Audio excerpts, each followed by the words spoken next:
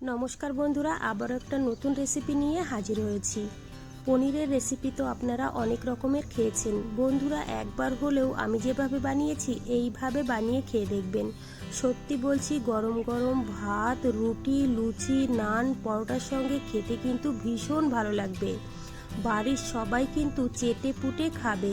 বন্ধুরা, এইভাবে বানালে কিন্তু আর কখনো আপনারা বাইরের থেকে কিনে খাবেন না, এটা আমি গ্যারান্টিতে বলতে পারি। চলুন তাহলে শুরু করা যাক। সবার প্রথমে নিয়েছি আমি 200 গ্রাম পনির। বন্ধুরা, এই পনিরটা কিন্তু আমি বাড়িতেই বানিয়েছি। এবার আমি পনিরগুলো কেটে নেব।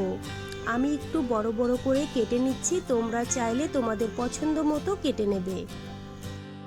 বাড়িতে পনির বানালে পনিরগুলো খেতে কিন্তু অনেক বেশি ভালো লাগে আর খুবই নরম হয়। তো দেখুন বন্ধুরা, পনিরগুলো আমি কেটে নিয়েছি। সামান্য একটু লবণ দিয়ে খুব ভালো করে মেখে নিতে হবে। আমি এখানে লবণ দিয়ে মেখে নিয়েছি, তোমরা চাইলে সামান্য একটু হলুদ গুঁড়োও দিতে পারো। এখানে নিয়েছি আমি কিছুটা সবজি আর নিয়েছি কিছুটা মশলা। এখানে আমি আলু ও ক্যাপসিকাম, টমেটো, পেঁয়াজ, রসুন, আদা আর নিয়েছি কাঁচা লঙ্কা। ঘরে রেখেছিলাম, লঙ্কাগুলো কিন্তু পেকে গেছিল। আর সবজিগুলো কেটে তারপরে কিন্তু আমি ধুয়ে নিয়েছিলাম। কড়াইয়ে আমি তেল গরম হতে বসিয়ে দিয়েছি। আমি কিন্তু আজকে সাদা তেলেই রান্নাটা করব। তোমরা চাইলে কিন্তু সরষের তেল দিয়েও রান্নাটা করতে পারো। তেলটা গরম হয়ে গেছে, এবার আমি পনিরগুলো দিয়ে দেব। কিছু সময়ের জন্য এইভাবেই রেখে দেব, তারপরে কিন্তু উল্টিয়ে পাল্টিয়ে সুন্দর করে পনিরগুলো ভেজে নিতে হবে। তো দেখুন বন্ধুরা, একটা পনিরও কিন্তু লেগে যায়নি, খুবই সুন্দর করে ভাজা হয়ে গেছে। পনিরগুলো আমি ভেজে নিয়েছি, এবার আমি তুলে নেব। বন্ধুরা, একটা বাটির মধ্যে আমি জল নিয়ে নিয়েছি। জলের মধ্যেই কিন্তু পনিরগুলো দিতে হবে। এইভাবে জলের মধ্যে পনিরগুলো দিলে পনিরগুলো কিন্তু খুবই নরম তুলতুলে হবে আর খেতেও কিন্তু ভীষণ ভালো লাগবে।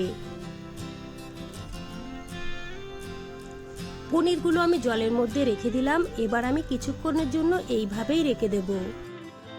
কড়াইয়ের তেলেই কিন্তু আমার রান্নাটা হয়ে যাবে। এখানে কিন্তু আর এক্সট্রা কোনো তেল লাগবে না। কড়াইয়ের তেলেই কিন্তু আমি কেটে রাখা আলুগুলো ভেজে নেব। খুব বেশি ভাজার দরকার নেই, হালকা করে ভেজে নিলেই হবে। আলুগুলো দিয়ে দিলাম, তারপরে দিয়ে দিয়েছি সামান্য একটু লবণ আর দিয়েছি সামান্য একটু হলুদ গুঁড়ো। নাড়াচাড়া করে হালকা করে ভেজে নিয়েছি। এবার দিয়ে দেবো ক্যাপসিকাম। বন্ধুরা, আলু আর ক্যাপসিকামটা হালকা করে ভেজে নিতে হবে, খুব বেশি ভাজার দরকার নেই।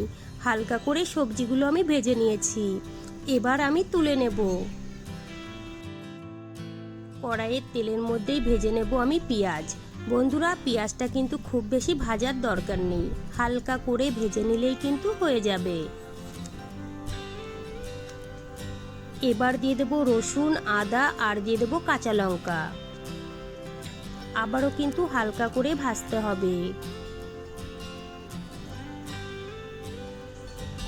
পেঁয়াজ, রসুন, আদা, কাঁচা লঙ্কা আমি সবই কিন্তু হালকা করে ভেজে নিয়েছি।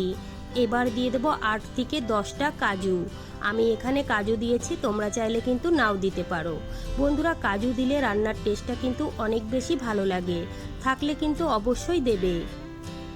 সব কিছু আমি হালকা করে ভেজে নিয়েছি, এবার আমি তুলে নেব। তারপরে কিন্তু ঠান্ডা হলে একটা মিক্সারের বাটিতে নিয়ে নিতে হবে।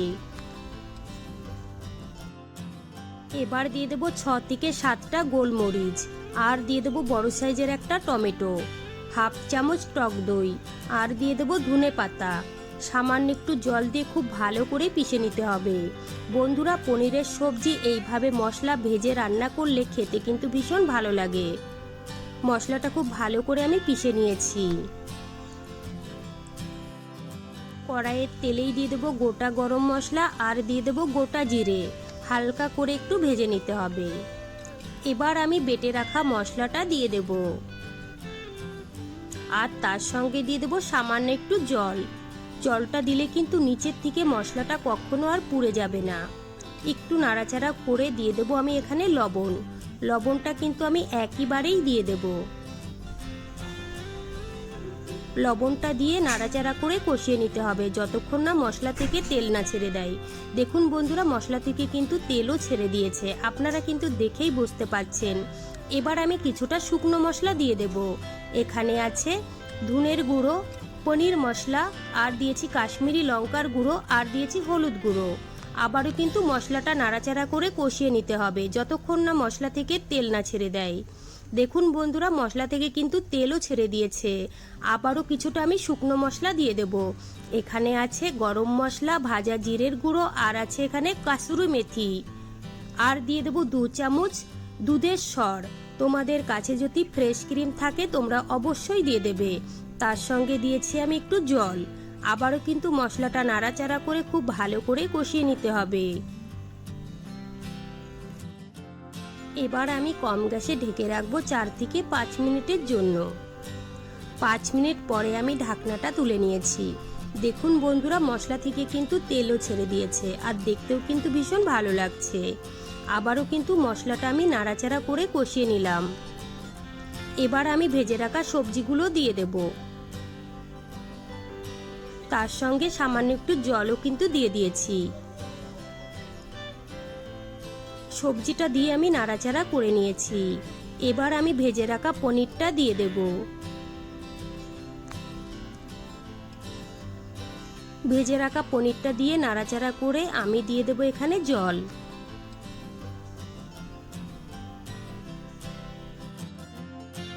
পনির আর সবজি দিয়ে নাড়াচাড়া করে কষিয়ে নিলাম। দেখুন বন্ধুরা, মশলা থেকে কিন্তু তেলও ছেড়ে দিয়েছে।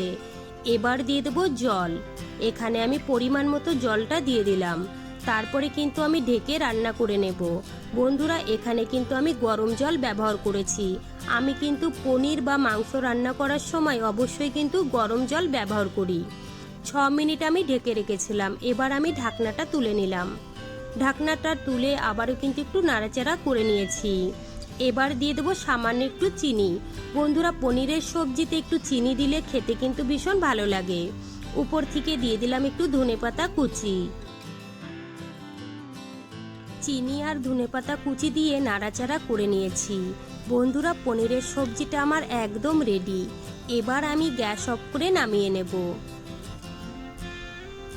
দেখুন বন্ধুরা, দেখতে কতটা সুন্দর লাগছে।